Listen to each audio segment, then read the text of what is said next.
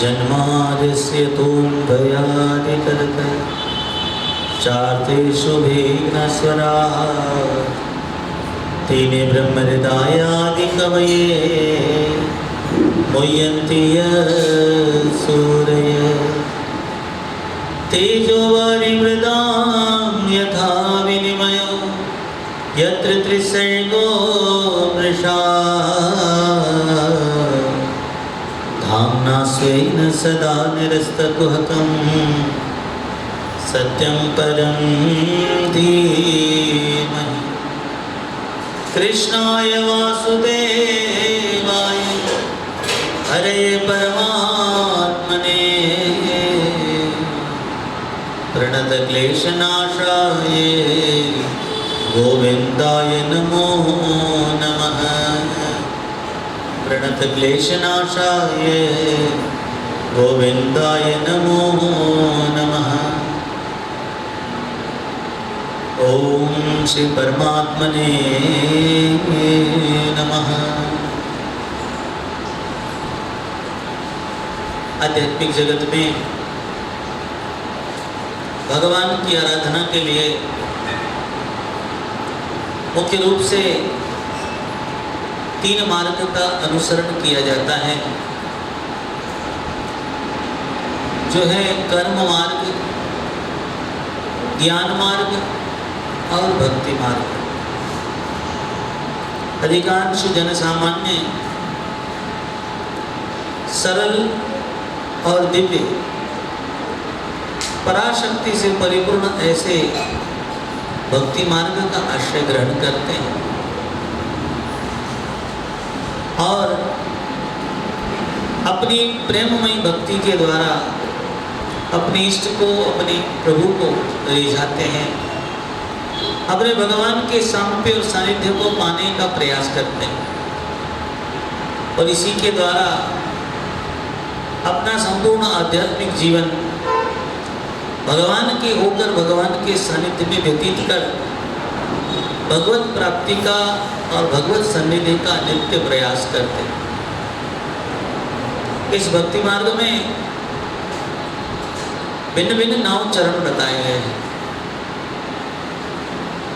श्रवणम, कीर्तनम, विष्णु स्मरणम, पाद सेवनम, अर्चनम, वंदनम, दास्यम, सख्यम और आत्मनिवेदनम। इन तमाम दिव्य चरणों में साधक भिन्न भिन्न साधनों के द्वारा, भिन्न भिन्न उपचारों के द्वारा, भिन्न भिन्न चिंतन और अपनी विधि पूजा के द्वारा अपने इष्ट को, अपने आराध्य को प्रसन्न करने का प्रयास करता है और उन्हें पाने का प्रयास करता है। इस बीच समग्र साधक जगत का उत्थान भक्ति मार्ग के प्रथम चरण से आरंभ होता है और वह है श्रवणम। श्रवणम का सीधा सरल अर्थ है सुनना। अब एक सामान्य व्यक्ति अपने जीवन में अपनी दिनचर्या के आरंभ से लेकर के रात्रि शयन तक कितना कुछ सुनता है, तो क्या प्रत्येक शब्द को, प्रत्येक स्वर को, प्रत्येक बात को सुनना ये भक्ति माना जाएगा? तो क्या सुनना ये श्रवण भक्ति है? तो कहें कि भगवान के संबंधित सुनना, भगवान के लिए सुनना, भगवान को चाह करके सुनना, भगवान के होकर के सुनना, भगवानमय होकर भगवान में लीन होकर सुनना,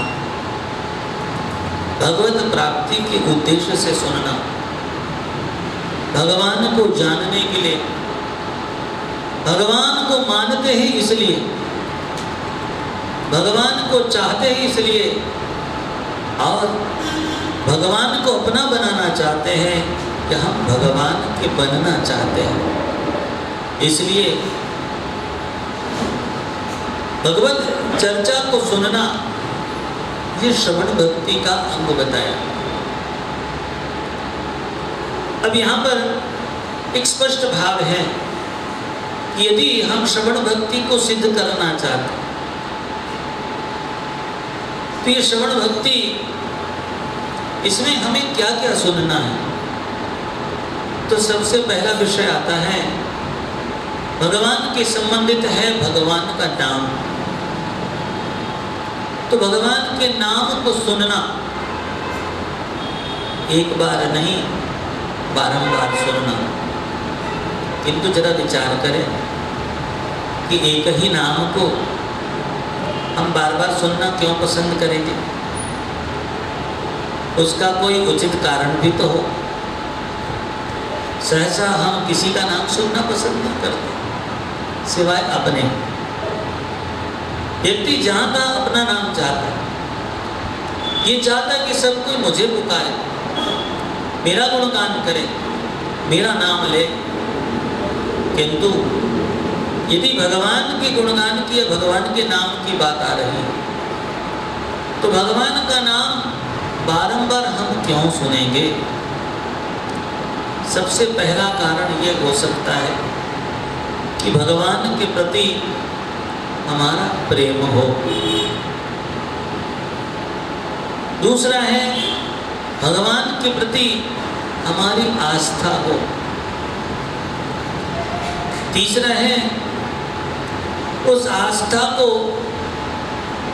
एक चरण आगे ले जाकर दृढ़ विश्वास में परिणत किया जाए कि भगवान का नाम कल्याणकारी है। ये मेरा विश्वास है और इसलिए भगवान का नाम हम सुनते हैं, किंतु ये सुनना हमें क्यों अच्छा लगता है? क्योंकि ये हमारा भी कल्याण करने में समर्थ है। गिद्ध हो या गणिका हो, ये जगत में अगणित ऐसे पात्र हैं कि जिन्होंने नाम से अपना उत्कर्ष पा लिया, जिनका नाम से उद्धार हो गया, जो नाम से धन्य हो गए, जो नाम से पाप मुक्त हो गए, जिनका मंगल भी मंगलकारी हो गया भगवत नाम से। और इसलिए वह नाम जो मुझे शांति देता है, जो मुझे कल्याण का पथ देता है, जो मुझे शक्ति देता है, जो मुझे मुक्ति देता है, जो मेरी भक्ति बनता है, क्यों कर न मैं उस नाम को बारंबार सुनूं। तो भगवान के नाम के प्रति विश्वास जाग जाए, नाम बारंबार सुनना अच्छा लगे, नाम में रुचि जाग जाए, नाम में प्रीति हो जाए। फिर कहा है कि भगवत नाम का महिमा जाग जाए, महिमा समझ जाए, उसकी सत्ता, उसकी महत्ता के कारण जिन जिन को अब तक ये संसार में लाभ हुआ, उन दृष्टांतों का चिंतन करके फिर उस महिमा के आधार पर उस नाम को अधिकाधिक सुनने की हमें भावना जागे। महिमा के कारण इससे आगे कहा है नाम में मधुरता है, नाम कर्ण प्रिय है। हमारे कानों को अब रच गया है, हमारे कानों में बस गया है, और कानों से हमारे मन में घुल करके मधुरता घोल रहा है, आनंद दे रहा है। भगवत नाम ये आनंददायी है, सुखदायी है, शांतिदायी है, मधुरता से परिपूर्ण है। मधुर मधुर नाम, यह नाम अमृतमय है। ऐसे नाना प्रकार के दिव्य भावों को जब हम जानते हैं, सुनते हैं, तो हमारी रुचि बढ़ती है। भक्ति मार्ग में भगवान के निकट पहुंचने के लिए सर्वप्रथम आपको बताया श्रवण भक्ति। कारण क्या है? अब नाम को ही लेकर कि यदि हम विविध बातें सुनते हैं और उसके महिमा को जब जानते हैं तो हमारी रुचि नामों में बढ़ जाती है। अब इसी प्रकार जिसके नाम में रुचि बढ़ गई, उसके विषय में अधिक सुनोगे तो क्यों ना भगवान में रुचि हमारी बढ़ जाए। तो यूं कहिए कि हमारे जीवन में रुचि को दृढ़ करने का, हमारे भाव को केंद्रित करने का, भगवान के साथ जोड़ने का माध्यम बनता है, और वह है श्रवण। श्रवण का विषय क्या है? कानों का विषय है शब्द, और शब्द है वो ब्रह्म का स्वरूप है। तो जब जब कभी व्यक्ति शब्द ब्रह्म के योग में आता है, तभी उसे पूर्ण ब्रह्म का महिमा प्राप्त होता है। जीवन में शब्द ब्रह्म का आगमन ही पर ब्रह्म की ओर व्यक्ति को ले जाता है, और इसलिए व्यक्ति का सीधा संबंध शब्द से होता है। शब्द से संकेत मिलता है, शब्द से स्पर्श की अनुभूति जागती, शब्द से स्पर्श की इच्छा जागती, शब्द से ज्ञान होता है, शब्द से अनुभूति होती, शब्द दिव्यता की ओर ले जाता है, शब्द आनंद भी देता है, क्योंकि इसी शब्द में स्वर भी समाये हैं, व्यंजन भी समाये हैं, तार भी समाया है और सार भी समाया है। शब्द में संगीत भी समाया है, शब्द में ज्ञान भी समाया है। और इसलिए जो अनाहत नाद है वह जब शब्द बन करके प्रकट होता है, वह शब्द ब्रह्म रूपी भगवत नाम हो, तो हमारे जीवन को भगवान के स्वरूप से जोड़ने का माध्यम बन जाता है। और इसलिए श्रवण भक्ति के पहले चरण पर व्यक्ति को अधिकाधिक भगवत नाम को सुनना चाहिए। जब नाम सुनोगे तो रूप को जानने की इच्छा बढ़ेगी, और यहां से आपके श्रवण भक्ति का एक चरण आगे बढ़ेगा कि जिसका नाम इतना मधुर है वो कितने सुंदर होंगे, वो कितने दिव्य होंगे, और यहाँ उनके रूप को जानने की रुचि बढ़ेगी, और इसके कारण भगवान के स्वरूप के प्रति प्रीति, आस्था, विश्वास और प्रेम बढ़ेगा, आकर्षण बढ़ेगा। ज्यों-ज्यों भगवान के नाम और रूप में आकर्षण बढ़ेगा, हमारे मन की स्थिरता भगवत स्वरूप में बढ़ेगी, वैसे ही जगत से रुचि घटेगी और भगवान में प्रीति बढ़ेगी। और इसलिए जीवन में सबसे पहला नाम आता है। बाल्यकाल से ही एक शिशु को माता से परिचय कराने का कारण बनता है शब्द। वो मां की आवाज सुन सुनकर बार बार उसे पहचानने लगता है। एक व्यक्ति कदाचित जिसको नेत्र न हो, देखने के लिए समर्थ नहीं, जिसने कभी किसी चीज को छुआ नहीं, वह शब्द से भी अनुभूति करने के लिए समर्थ होता है। कोई व्यक्ति कदाचित जन्मजात अंध हो, वह भी शब्द के संकेत से किसी वस्तु तक पहुंचने के लिए समर्थ हो जाता है।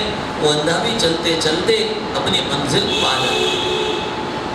ठीक उसी प्रकार जिस परब्रह्म परमात्मा को हमने आपने कभी देखा ना हो, उसके शब्द को, उसके नाम को, उसके रूप को, उसकी महिमा को उजागर करने के बाद साधक अपने भाव जगत में अग्रसर होता है, और यही उसकी गति, यही उसकी भक्ति उसे भगवान तक पहुंचाती।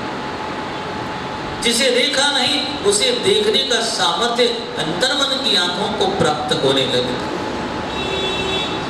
राजित चरम चक्षु से भगवान को न देखा जाए, किंतु अंतर चक्षु जो है वह भगवान को देखने के लिए समर्थ हो जाते हैं, उसका माध्यम बनता है, और वह है रूप का ज्ञान। और यही कारण है कि श्रवण भक्ति में भगवत नाम के साथ साथ नाम का महिमा उजागर करने पर ज्ञान, रुचि, एकाग्रता और बोध जागता है। भगवान के स्वरूप के प्रति हमारी जिज्ञासा बढ़ती। तो अब श्रवण भक्ति को और अधिक दृढ़ करने के लिए आवश्यक है और वह है भगवान के रूप के विषय में सुनिए। अब भगवान का रूप जो है सूक्ष्म भी है और विराट भी है। तो सूक्ष्म से सूक्ष्म सुंदरता दिव्यता को आप अनुभूत करें, कल्पना करें। विराट से विराट की आप संभावना अपने अंतर्मन में धारण करें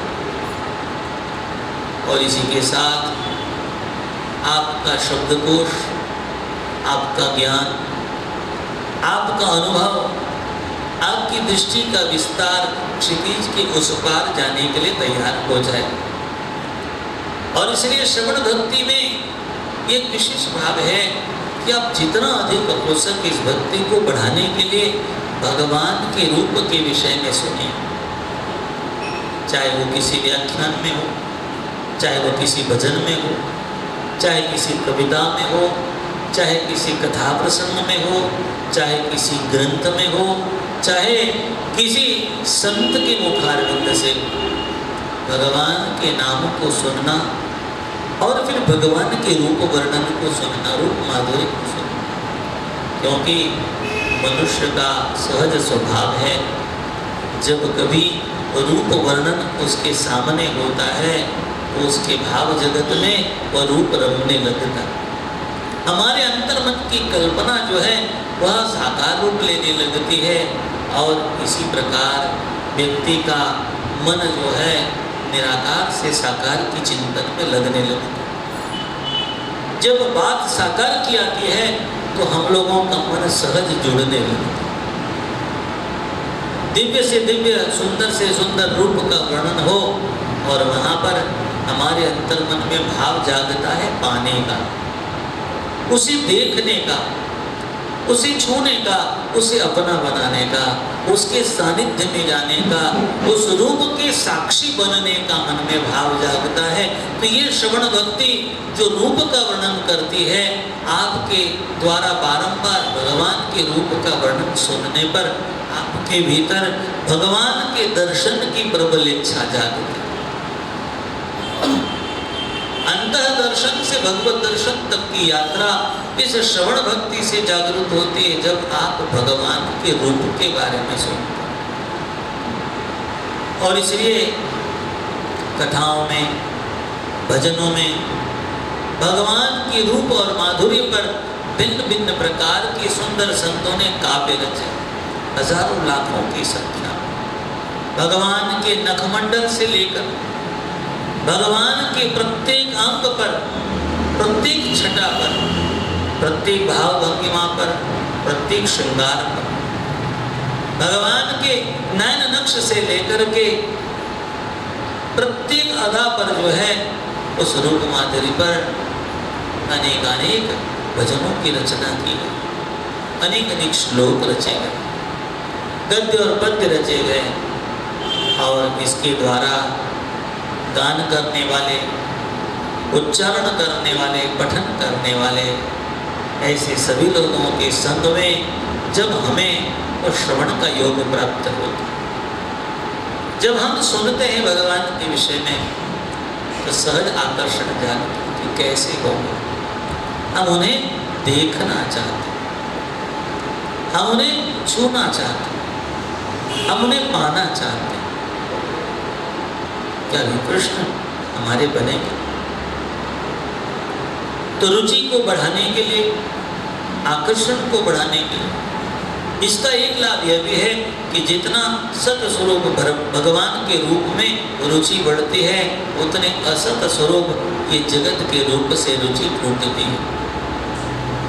जब व्यक्ति को भगवान के रूप माधुरी का वर्णन सुनते हुए इस महिमा का बोध होता है कि जगत में जितना कुछ सुंदर है ये सारी सुंदरता भगवान के ही दिव्य रूप से प्रकट हुई है, तो फिर व्यक्ति को जगत के प्रति आकर्षण नहीं होता, उसका आकर्षण जगदीश के प्रति होता है कि जिसकी रचना इतनी सुंदर, फिर वो कितना सुंदर होगा। और इसी भाव को लेकर के भगवान पर वो विश्वास और भगवान पर वह आस्था और प्रबल हो जाए।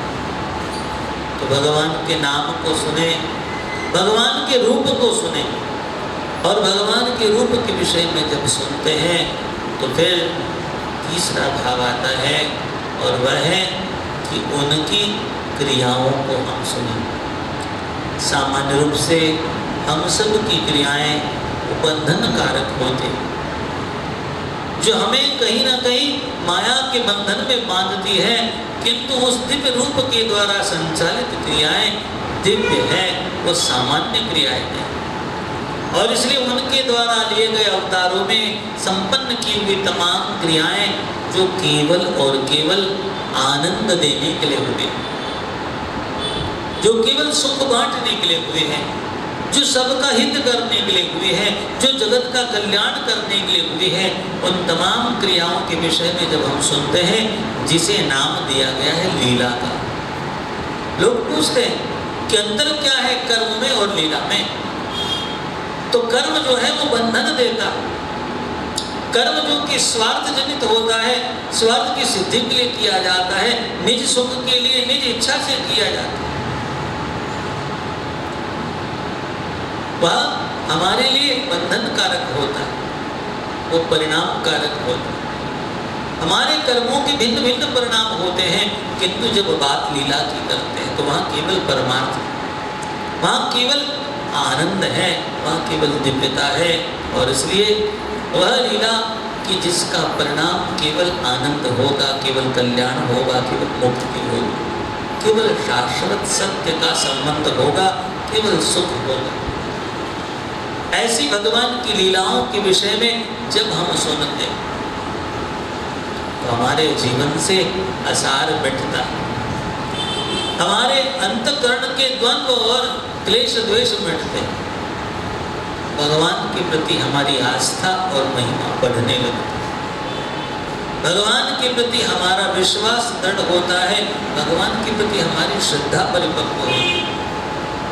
जीवात्मा जितना भगवान की लीलाओं का श्रवण करता है, उतना उसे भगवत स्वरूप का निश्चय होने लगता है। और इसलिए भगवान की लीलाओं को निरंतर सुनते रहना चाहिए, भिन्न भिन्न कथाओं के माध्यम से, क्योंकि भगवान की कथा जो है वो हमारी व्यथा को दूर करती है। भगवान की वे कथा प्रसंग हमारा पथ प्रदर्शन करते हैं, वे अनुकरणीय होते हैं, वे हमें दिशा प्रदान करते, वे हमें समय समय पर प्रेरणा प्रदान करते, जीवन की विकटतम परिस्थितियों में से बाहर निकलने का सामर्थ्य प्रदान करते हैं। वो हमें सबल बनाते हैं, इस विश्वास को जगाते हैं कि यदि उन भक्तों का उद्धार प्रभु ने इस प्रकार किया तो मेरा भी करें। वो कथाएं हमें प्रमाण देती है भगवान की कृपा का, वो कथाएं हमारे भीतर भगवान के प्रति आशा जगाती हैं। जगत के प्रति आशा जगा करके व्यक्ति को निराशा प्राप्त होती है, किंतु भगवान के प्रति आशा जगाने वाला व्यक्ति आस्था की परिपक्वता को प्राप्त करता है, और इसी के कारण वो व्यक्ति अपने आप में सबल होने लगता है। असमर्थ व्यक्ति भी अपने आप को समर्थ पाता है, क्योंकि उसे आस्था का सहारा मिल जाता है।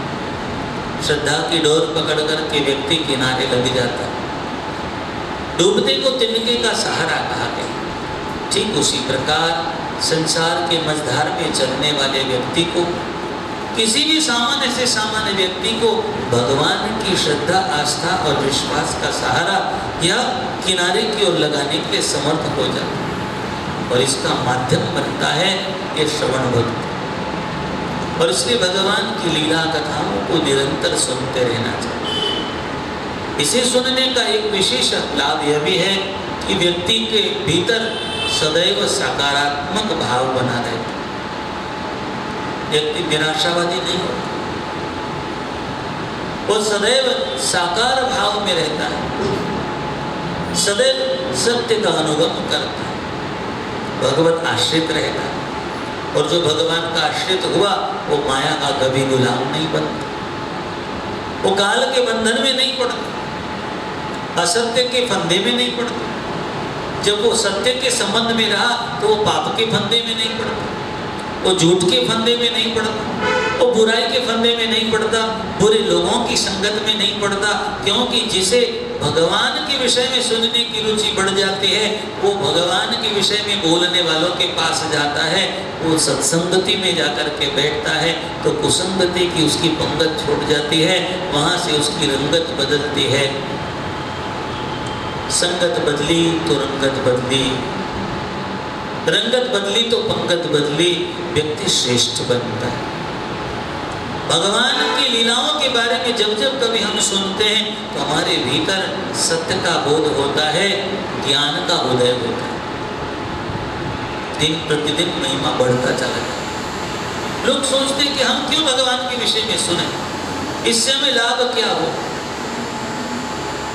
ज्ञान और विज्ञान का स्रोत, संसार की तमाम दिव्य क्रियाओं को स्रोत, क्या करें क्या ना करें, क्या उचित है क्या अनुचित है, क्या शुभ फलदायी और क्या शुभ फलदायी है, इन सभी का रहस्य बोध हमें भगवान की लीलाओं से प्राप्त होता है। सुंदर सुंदर उदाहरणों के साथ, घटित सुंदर घटनाओं के साथ, भक्तों पर हुई कृपा के साथ रचित ये तमाम सुंदर भगवान के प्रसंग, जो भगवान की कथाएं बनकर के प्रवाहित होती। कथा शब्द को उल्टा किया जाए तो थाक शब्द तैयार हो। जीवन में निरंतर चलते रहने के कारण व्यक्ति के संघर्ष में उसे बहुत सा थाक लगता है, थकान लगती है। तो ये ऐसी थकान है कि जिसको जगत की चर्चाओं में चाहे कितना बैठे वो दूर होने वाले। कोई व्यक्ति सवेरे से लेकर रात तक अपनी घर गृहस्थी में बैठ करके अपने घर गृहस्थी की समस्या और दुखड़े पर चर्चा करता रहा, दिन भर बात करता रहा। जीवन में जो कुछ भी घटित हुआ और अपने जीवन में जिन किसी वस्तुओं का अभाव है इस पर चर्चा करता है।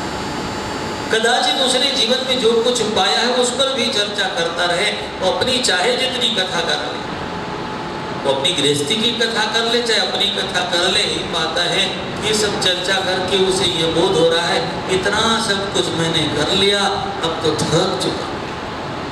अपनी चर्चाओं को करते करते हमें याद आता है कि अरे मैंने तो अपने जीवन का इतना लंबा सफर, इतने सालों का सफर तय कर दिया, मैंने क्या कुछ नहीं किया। और जब इतना किया, इतना चल कर आए तो थकान महसूस होती है। लेकिन अनंत की यात्रा पर परमात्मा के पंथ पर चलता हुआ जब भगवत चरित्र को सुनता है, उन भक्तों के चरित्रों के साथ अपने भाव को जोड़ता है और देखता है कि अरे सुदामा ने इतना किया, मैंने कितना किया, मीरा ने इतना किया, मैंने कितना किया, अरे राधा ने इतना किया, मैंने कितना, हनुमान ने इतना किया तो मैंने कितना किया। तब इन भक्तों की यात्रा को देखकर ऐसा लगता है कि हमने तो बहुत थोड़ा सफर किया। इन भक्तों की यात्रा तो बहुत हो चुकी है, दीर्घ हो चुकी है, अभी तो हम कुछ चलेगी नहीं, तो हमें और चलना चाहिए। कहने का तात्पर्य है कि हमें वो बल मिलता है, वो ऊर्जा मिलती है, वो उत्साह जागता है, वो रुचि जागती है जो हमें अनंत के निकट जाने की प्रेरणा देती है। भगवान चाहे मुझसे कितने ही दूर हो, कोई कहे भगवान मुझसे कितने दूर है, 1 किलोमीटर, 10 किलोमीटर, 100 किलोमीटर, 1000 या लाख किलोमीटर, भगवान कहाँ है? तो कहने को तो बहुत दूर है, ये मैं जानता नहीं कि कितने दूर है, कितने किलोमीटर मुझे चलना पड़ेगा, लेकिन फिर ये सोचता है कि आस्था से यदि हाथ जोड़कर मैं नेत्र बंद कर लूँ, अपने आप को उस भगवान के निकट पाऊंगा, मैं सदैव उसके समीप पाऊंगा मैं, क्योंकि ऐसे तो वो मुझसे बहुत दूर है ये मैं सोचता हूँ, लेकिन सच ये है कि वो मुझसे दूर नहीं है, मैं उससे बहुत दूर खड़ा। जब महिमा सुनने लगते हैं तो फिर हमें ये एहसास जागता है कि भगवान हमसे दूर नहीं है, भगवान तो हमारे पास है, हम भगवान से बहुत दूर है, क्योंकि हम संसार में खोए हुए हैं। हम यदि सबको तज करके एक पल शुद्ध मन भाव से हरि को भज लेंगे, उसको भाव से श्रवण कर लेंगे, उसका भाव से चिंतन कर लेंगे, उसे अपना मान लेंगे, तो ये हजारों मील की दूरी पल भर में तय हो जाएगी। मोह को कहाँ ढूंढे बंदे, मैं तो तेरे पास, तो खोजी हो तो तुरंत मिली हो पल भर की तलाश में। तो भगवान पल भर में हमें समीप लगने लगेंगे। वो गोविंद मेरे हैं, वो गोपाल मेरे हैं, वो श्री राम मेरे हैं, ऐसी अनुभूति मन में जागने लगी। तो इन सब का आधार बनता है वो भाव की जागृति, और वो भाव की जागृति चाहे वो प्रेम से हो, चाहे ज्ञान से हो, चाहे वो महिमा से हो, उसका आधार बनता है हमारी श्रवण भक्ति। तो भगवान का नाम सुने, भगवान के रूप के विषय में सुने, तीसरा है भगवान के चरित्र के विषय में सुने, लीलाओं को सुने, और अंतिम विषय है वह है भगवान का महिमा सुने, भगवान के गुणों को सुने, उनकी दिव्यता को सुने, उनकी विशेषताओं को सुने। साधारण से लेकर असाधारण भगवान की तमाम विशेषतम बातों को सुनकर भिन्न भिन्न भावों से, और इसी को अपने भीतर ज्ञान के रूप में समझो। ये श्रवण भक्ति भगवान के नाम, रूप, लीला और भगवान के दिव्य ज्ञान का हमें जब बोध कराने लगती है, उसके द्वारा जैसे जैसे एक एक चरण साधक की श्रवण भक्ति में बढ़ता चला जाता है, वैसे वैसे उस साधक की स्थिति भी बढ़ती चली जाती है। जब स्थिति बढ़ेगी तो मति भी बढ़ेगी, मति और स्थिति बढ़ने के कारण साधक की गति भी बढ़ेगी। तो यूँ समझिए कि हम अपने जीवन में सदैव ही विकसित होते चले जाएंगे, और उसका कारण बनेगा हमारी ये श्रवण भक्ति। तो भक्ति के 9 चरणों में सर्वप्रथम ये भक्ति, ये श्रवण भक्ति बड़ा ही सुंदर चमत्कारिक साधन है, और इसलिए भगवान की भक्ति रूपी इस इमारत की नींव के रूप में श्रवण भक्ति को रखा गया। यदि कोई मकान बनाना हो तो पहले उसकी नींव रखनी पड़ती है, उसकी बुनियाद बनानी पड़ती है, और जब बुनियाद मजबूत हो जाए तो फिर चाहे कितनी मंजिल की इमारत आप बना दें। ठीक उसी प्रकार व्यक्ति को यदि भक्ति पंथ पर आगे बढ़ना हो, भगवान के समीप जाना हो, अपने जीवन को भगवान की कृपा से परिपूर्ण पाना, अपनी साधना में, अपने भक्ति में यदि अग्रसर होना हो, सफल होना हो, तो उसका माध्यम बनता है, और वह है श्रवण भक्ति। सत्संग के लिए कृष्ण कथा यह सर्वमूल साधन बताया हुआ है। तो मनुष्य को क्या करना चाहिए? तो कहते हर घड़ी हर समय मनुष्य को भगवान के महिमा की बातें निरंतर कहनी और सुननी चाहिए। हम कहेंगे तब भी हमारे मुख से निकली हुई बात हमारे कानों पर जरूर पड़ेगी।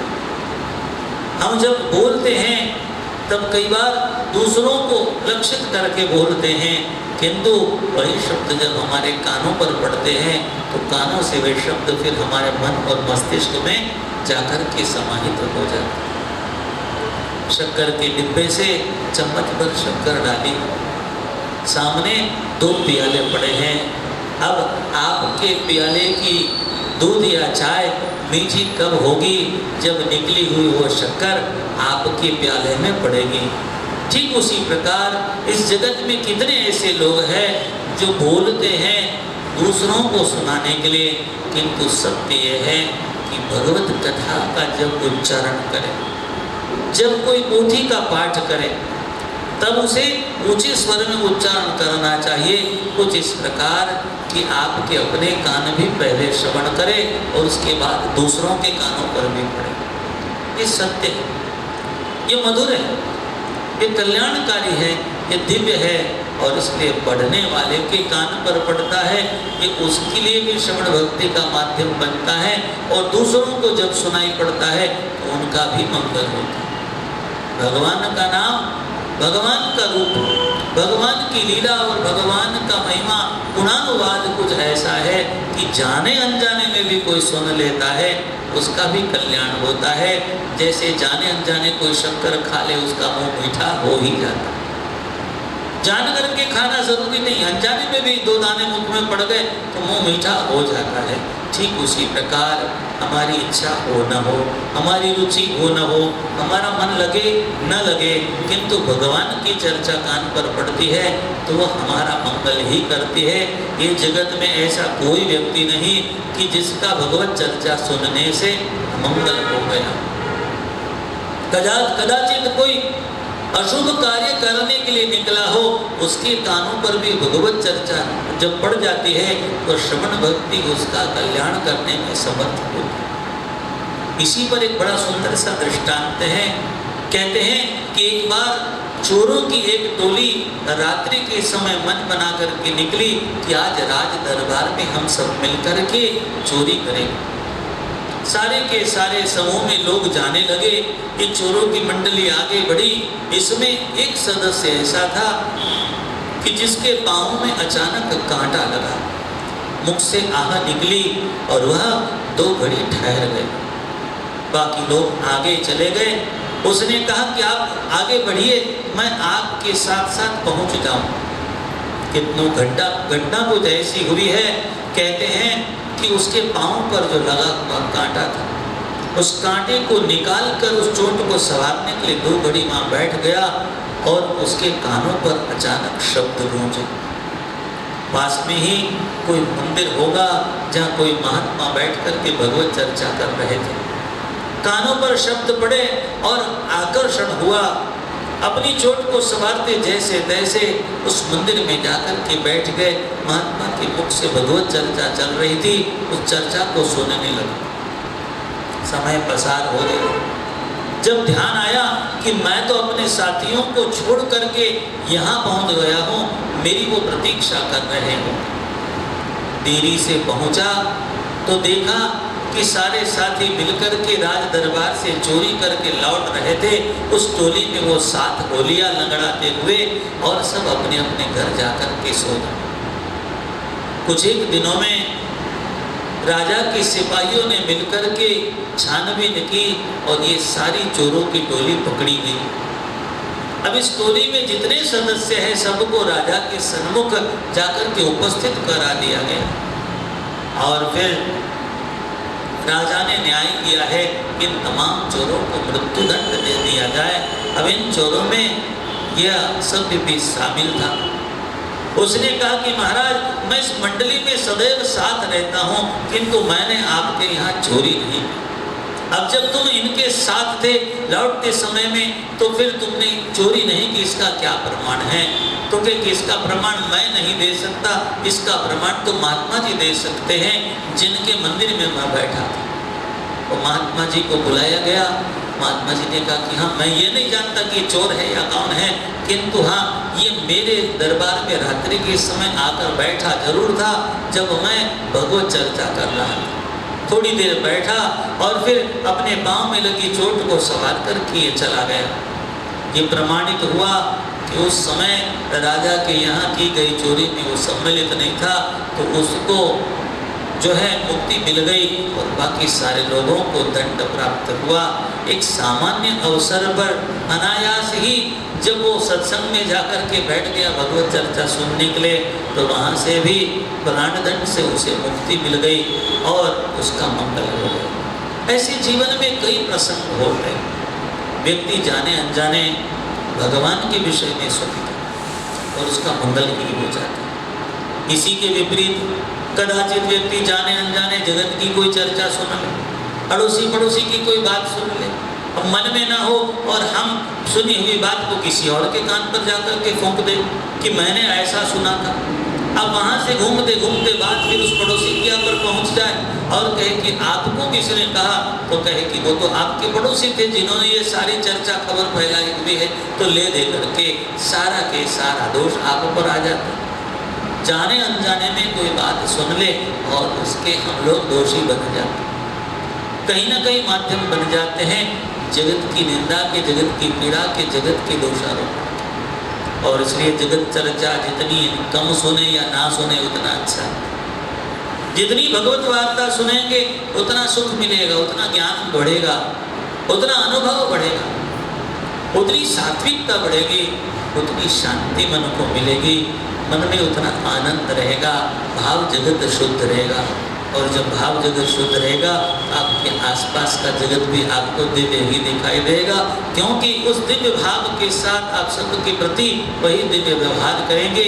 इसी के साथ भगवत महिमा को समझने पर जब कण कण में वो ईश्वर की व्यापकता का बोध बढ़ने लगेगा, तो आपको ये सारी सृष्टि ये भगवानमय दिखाई देने लगेगी, जिसके कारण आपके किए गए प्रत्येक कर्म भगवान के प्रति समर्पित होने लगेंगे। तो भक्ति के पंथ पर अग्रसर होने के लिए अनेकानेक ये साधन है, जिसमें श्रवण भक्ति ये सर्वश्रेष्ठ साधन कहा गया। अब जाने अनजाने सुनने से लाभ होगा ये तो हम जानते हैं, किंतु जरा सोचें, जानकर समझकर नीति नियम से श्रद्धा पूर्वक प्रेम पूर्वक एकाग्र चित्त होकर एकासन होकर यदि मन में ये आशय रख करके कि हाँ मैं भगवान के बनना चाहता हूँ, मैं भगवान के निकट जाना चाहता हूँ, मैं भगवान के विषय में जानना चाहता हूँ, मैं अपने ज्ञान को और विकसित करना चाहता हूँ, मेरा मन अतिशय सुख पा रहा है भगवान के विषय में सुन। एक श्रेष्ठ श्रवण भक्त का लक्षण क्या है? तो कहते हैं कि मीलों चल करके वह आया हुआ है थक करके और अब विश्राम कर रहा है। इतनी थकाई है शरीर में कि कदाचित उसके सामने अन्न ला करके रख दिया जाए, किंतु स्वादिष्ट से स्वादिष्ट प्रिय व्यंजन देख कर भी वो ये कहता है कि इस समय उठ बैठ करके खाने का सामर्थ्य मुझ में नहीं है, मुझ में रुचि नहीं है, मैं भोजन नहीं करना चाहता। ऐसे समय पर थके हारे किसी भक्त के कान पर भगवत चर्चा पड़ जाए तो अचानक मृत संजीवनी को प्राप्त किया ऐसा अनुभव हो और वह व्यक्ति उठ खड़ा हो जाए और भगवान की चर्चा को सुनने के लिए तत्पर हो जाए, ऐसी जिसके भीतर में श्रवण भक्ति, जो संतों की संगति के लिए दौड़ा दौड़ा चला, कि जैसे जगत की निंदा पुतली में अन्य लोगों की रुचि होती है और वह विशेषकर प्रयासरत रहते हैं, बार बार नाना प्रकार के विषय निकालते हैं और जगत की चर्चाएं करते हैं। ठीक उसी प्रकार भगवत भक्त हो जो अपने समय में से समय निकालकर अपनी रुचि को परिपक्व करके दौड़ा दौड़ा जाए और जहाँ सत्संग हो वहाँ अपने समय का सदुपयोग करते हुए बैठ करके अपनी मन, अपनी एकाग्रता, अपनी रुचि को लगा तो प्रेम से भगवत चर्चा को सुने और उसके द्वारा आनंद पावे, अपने पुण्य कोश में वृद्धि करे, अपने अंतःकरण में शांति की स्थापना करे, दिव्यता का साम्राज्य स्थापित करे, भगवान के सामीप्य भी अनुभूति करे। इस प्रकार के सुंदर भाव श्रवण भक्ति के द्वारा व्यक्ति के जीवन में जागे तो श्रवण भक्ति को निरंतर करना चाहिए। लोग पूछते हैं कि भगवान की कथा कीर्तन कब सुनने चाहिए, तो नियम तो ये कहता है कि प्रतिदिन प्रतिपल भगवत चर्चा सुनते रहने चाहिए, भगवान के विषय में कुछ न कुछ बात करते रहने चाहिए। भगवान की कृपा से भी तो ऐसे सुंदर योग है। श्रीमद् भागवत में प्रसंग आता है कि पृथु जैसे श्रेष्ठ पृथ्वी के सम्राट ने, जो कि स्वयं भगवान के अंशावतार कहे गए, 100 वर्षों में यज्ञ पूर्ण किए और उसके बाद में भगवान से जब वरदान मांगने की बारी आई तो उन्होंने 10,000 कान मांगे। हमारे तो 2 कान नहीं संभलते, ये 2 कान से हम कितनी प्रकार की इधर उधर की बातें सुनते, किंतु भगवत चर्चा में हमारे कान टिकते नहीं। वहीं ऋतु महाराज ने 10,000 कान मांगे, संयोग से कि 5,000 लोगों में भगवत चर्चा सुनने की जितनी श्रद्धा हो वो मुझ अकेले में आ जाए और मैं निरंतर जहाँ कहीं भी विश्व के कोने कोने में भगवत चर्चा हो उसको सुनने के लिए तत्पर हो जाऊं और मैं उसको सुन सकूं। इस प्रकार का आशीर्वाद मांगा। आज वर्तमान के युग में यह आशीर्वाद फलीभूत हुआ कि आज जगत के किसी भी कोने में कहीं भी कोई संतों भक्तों के द्वारा भगवत चर्चा होती है, वो लाइव और इंटरनेट के द्वारा हमको घर बैठे सुनने का योग प्राप्त हो। अब चाहे जहाँ से सुन सकते हैं। लोग जब सिनेमा के गाने गुनगुनाते और सुनते हैं, इधर उधर के टीवी सीरियल देखते हैं, दुनिया का न्यूज़ प्राप्त कर सकते हैं, तो सत्संग का योग क्यों नहीं सिद्ध कर सकते। तो जिसके मन में रुचि अपने घर काम को करते हुए सोते जागते हुए क्यों न हो, किंतु भगवत चर्चा के यदि प्रवेश हम करेंगे, उस परिवेश में हम लोग रहेंगे तो हमारा जीवन सदैव दिव्य रहेगा। और इसलिए जब कभी सत्संग का योग हो हमें अवश्य सत्संग में जाना चाहिए, और जहाँ कहीं भी हमें अवसर मिले, जैसे भी हमारे लिए उचित सहयोग हो, मधुर भगवान की वाणी से भगवत चर्चा जहाँ कहीं संतों भक्तों के द्वारा, कथा वक्ताओं के द्वारा, प्रेमी जनों के द्वारा, ज्ञानी जनों के द्वारा की जाए, हमें अवश्य श्रद्धापूर्वक सुनते रहना चाहिए, क्योंकि श्रद्धावान लभते ज्ञानम तत्परः संयतेन्द्रिय। तो जो व्यक्ति अपने श्रवण रूपी इंद्रियों से संयमित हो जाएगा और तत्पर होकर के, इच्छावान होकर के, श्रद्धावान होकर के जब वो भगवत चर्चा को सुनेगा, उसे परा ज्ञान मिलेगा, और उस परम ज्ञान के द्वारा वो पराभक्ति को सिद्ध करेगा, जिसके द्वारा उस ज्ञान के लाभ से उसे परम शांति की प्राप्ति होगी और उसे दिव्य गति की प्राप्ति होगी। भगवद गीता में भगवान श्री कृष्ण इस बात को कहते हैं कि श्रद्धावान लभते ज्ञानम तत्परः संयतेन्द्रिय, ज्ञानम लब्ध्वा परा शांति मचिरेणादि गच्छति। तो व्यक्ति को उस दिव्य मार्ग की ओर अग्रसर होने के लिए, कल्याण के पथ की ओर अग्रसर होने के लिए, दिव्य गति को प्राप्त करने के लिए श्रद्धावान होना है। और वह श्रद्धा केवल भगवान के लिए नहीं, भगवत चर्चा के लिए होनी चाहिए। भगवान के लिए श्रद्धा तब जागेगी जब हम भगवत चर्चा में श्रद्धा जगाएंगे, रुचि जगाएंगे, हमारी रुचि निरंतर बढ़ती रहे, भगवत कथा में प्रेम बढ़ता रहे, भगवत चर्चा का हम लोग भर भर करके जो है रसपान करें, क्योंकि कथा ये केवल सुनने का विषय नहीं है, यह अमृत है जिसको प्रेम से पिए और बड़े आनंद से इसको जिए, अपने जीवन में भगवत कथा को, भगवत चर्चा को लावे, और इसी के द्वारा भगवान के सामीप्य की अनुभूति निरंतर करते रहें। क्योंकि जहाँ भगवान की कथा होगी वहाँ भगवान का आगमन अवश्य होता है, जब भगवान की कथा होगी वहाँ भगवान के प्रेमी भक्तों का आगमन अवश्य होता है। और इसलिए हमको भक्तों संतों का समाज मिलेगा, सत्संग मिलेगा, और प्रत्यक्ष रूप में भगवान का सानिध्य निरंतर मिलेगा। इसलिए हमारे घर में भी भगवान की कथा कीर्तन और चर्चा होती रहनी चाहिए, और साथ ही साथ जहाँ कहीं सत्संग का योग हो वहाँ पर हमें निरंतर कथा में अपनी रुचि को बढ़ाए रखना चाहिए। तो भगवत कथा में श्रवण भक्ति का प्रथम योग हम सबके जीवन में भगवान के भक्ति के इस दिव्य महल को साकार करने में, इस सुंदर से भवन को साकार करने में एक मजबूत नींव की भांति तैयार हो जाए, और इस मजबूत नींव पर हम अपनी भक्ति की इमारत खड़ी कर सके, जिसके भीतर भगवान आकर के विराजमान हो। क्योंकि जहाँ भक्ति होगी वहाँ भक्त भी होगा और भगवान भी होंगे। तो भक्त और भगवान को एक साथ सुखपूर्वक एक स्थान पर रखने का माध्यम है वह भक्ति का भवन, और उस भक्ति के भवन को साकार करने के लिए नींव की जरूरत है, और वह नींव है भगवत चर्चा, भगवत कथा। वो श्रवण भक्ति के माध्यम से सिद्ध होगी, और इसलिए यहाँ उपस्थित सभी भक्तों के जीवन में, श्रवण करने वाले सभी भक्तों के जीवन में यह श्रवण भक्ति विशेष श्रद्धापूर्वक परिपक्वता से जागृत हो और निरंतर वास करे, और इसके द्वारा भक्ति के अन्य चरण साकार होते हुए भगवान की प्रसन्नता और निरंतर कृपा के आप सबको पात्र बनाए रखे। यही भगवान के श्री चरणों में प्रार्थना करते हुए सभी को जय श्री कृष्ण, जय स्वामीनारायण।